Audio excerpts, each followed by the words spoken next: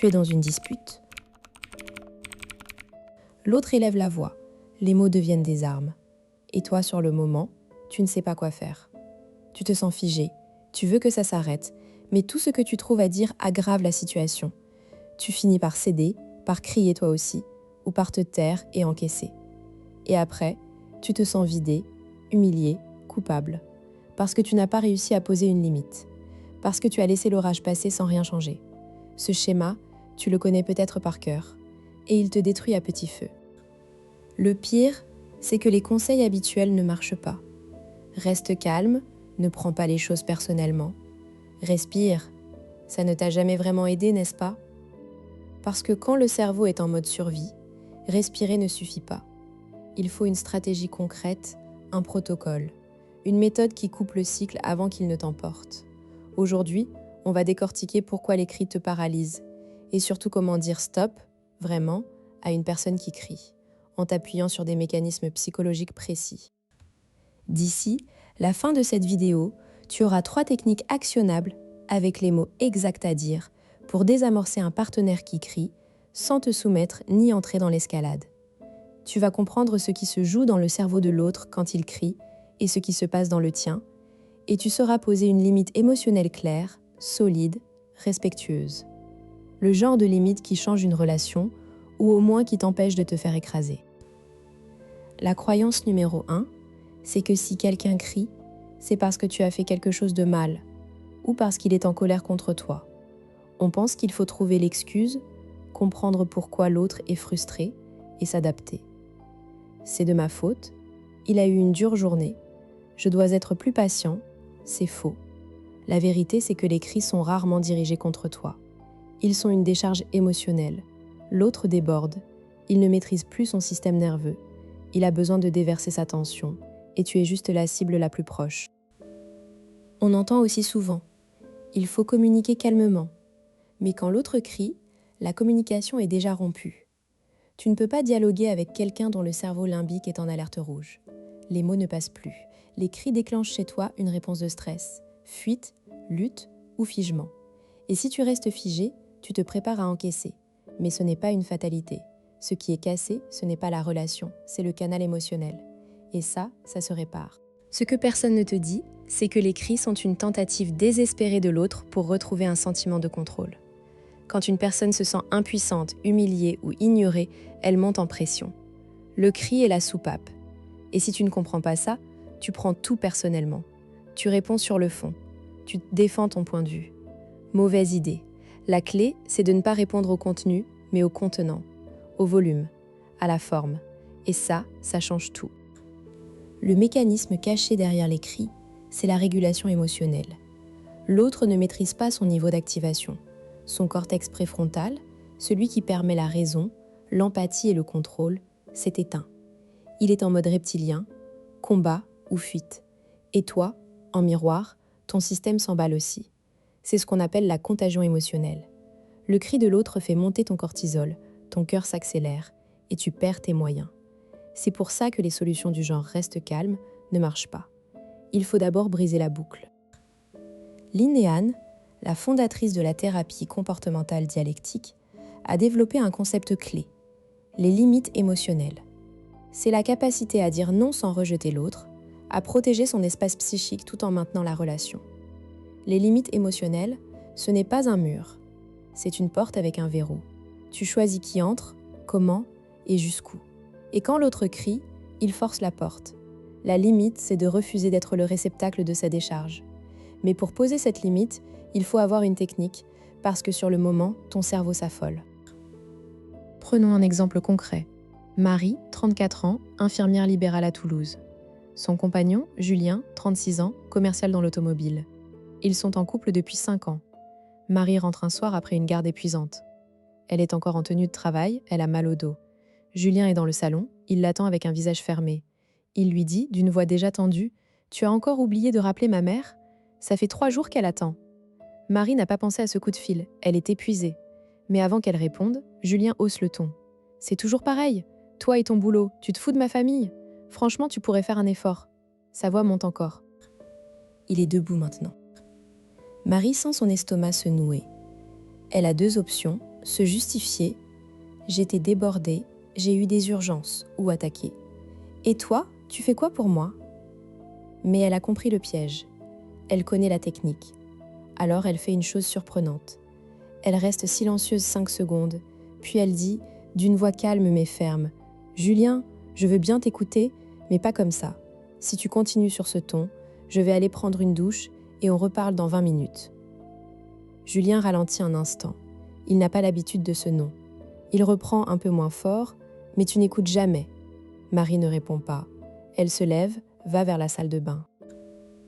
Julien crie encore un mot, mais elle ferme la porte. 10 minutes plus tard, il frappe, plus calme. « On peut parler ?»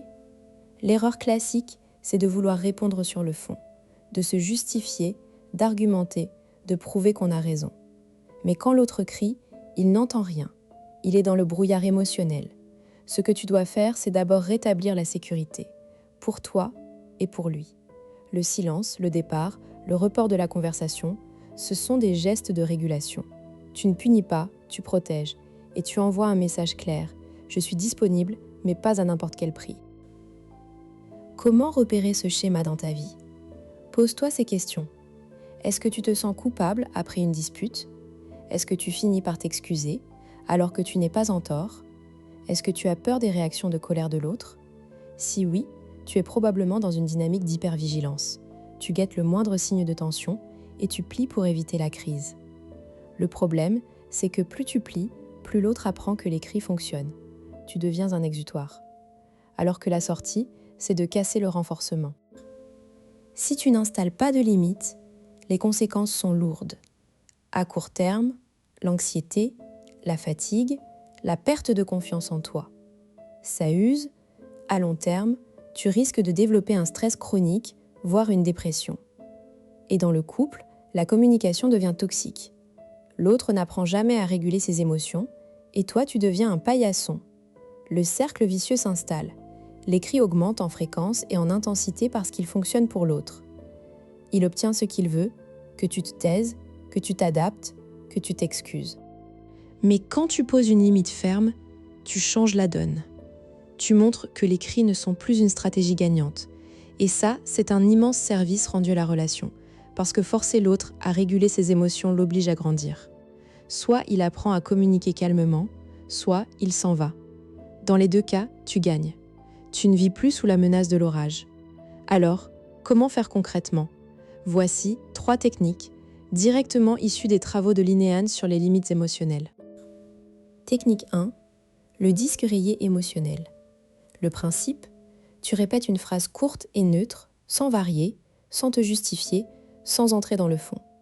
Quand l'autre crie, tu dis « Je comprends que tu sois en colère, mais je ne parlerai pas tant que tu cries. » Peu importe ce qu'il répond. Tu m'énerves, tu ne m'écoutes jamais, tu te fous de moi. Tu répètes la même phrase, exactement la même. Je comprends que tu sois en colère, mais je ne parlerai pas tant que tu cries. Au bout de 3 ou 4 répétitions, l'autre réalise qu'il n'obtient rien. Sa colère redescend parce qu'elle ne trouve plus de combustible. Exemple. Mais tu ne peux pas faire semblant?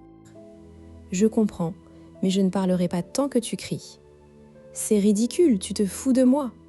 Je comprends que tu penses ça, je ne parlerai pas tant que tu cries. Fonctionne presque toujours. Technique 2.